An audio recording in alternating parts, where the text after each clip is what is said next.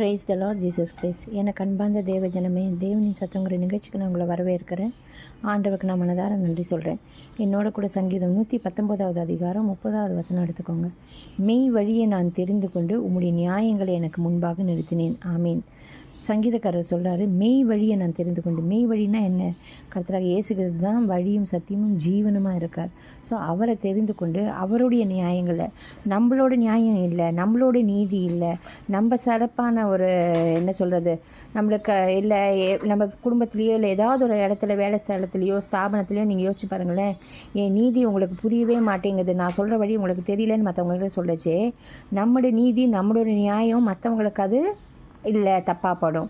மற்றவங்களோட நீதி நியாயம் நமக்கு தப்பாக படும். ஆனால் இவர் இந்த இடத்துல எந்த மனுஷனோட நீதியோ, ஏன் அவர் தாவீதோட நீதியோ கூட அவர் நியாயத்தையோ கூட சொல்லலை. மெய் வழியை நான் தெரிந்து கொண்டு உம்முடைய நியாயங்களை எனக்கு முன்பாக நிறுத்தினேன்னு. மனுஷங்களோட நியாயங்களை இல்லை, தேவனுடைய நியாயங்களை தான் நான் எனக்கு முன்பாக நிறுத்திருக்கேன்னு சொல்கிறாரு. இன்றைக்கி ஆண்டவர் நம்மளை பார்த்து அதை தான் சொல்கிறாரு. நம்ம மெய் வழி கர்த்தராக இயேசு கிறிஸ்து தான் வழியும் ஜீவனும் சத்தியமாக இருக்கார்.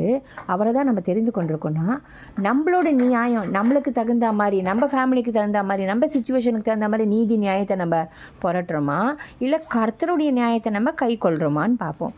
அப்படி கர்த்தருடைய நியாயத்தை கை கொள்ளலைனாக்கா இன்றைக்கி ஆண்டவர் பக்கம் மனம் திரும்பி அவர் மன்னிக்க போதுமானவராக இருக்கார். ஏசப்பா, இது வரைக்கும் நான் ஏன் நீதி ஏன் நியாயத்தை வச்சே நான் நடத்திட்டேன், இனி உங்கள் நியாய பிரகாரம் நடப்பேன்னு சொல்லி ஒப்பு கொடுக்கறச்சே நிச்சயமாக அவர் நம்மளை மன்னித்து அவரோட வழியில், அவரோட நீதியில், அவரோட நியாயங்களில் கை கொள்ள ஆண்டவர் நமக்கு உதவி செய்வார். வாங்க நம்ம ஜெபிக்கலாம்.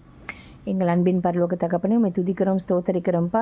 இந்த நாளிலும் கூட ஆண்டவரே, மெய் வழியை தெரிந்து கொண்டு ஆண்டவரே கர்த்தராக இயேசு கிறிஸ்துவை உண்மை சொந்த ரட்சகராக தேவனாக தெரிந்து கொண்ட ஜனம் பாக்கியவான் என்று வேதத்தில் இருக்கு.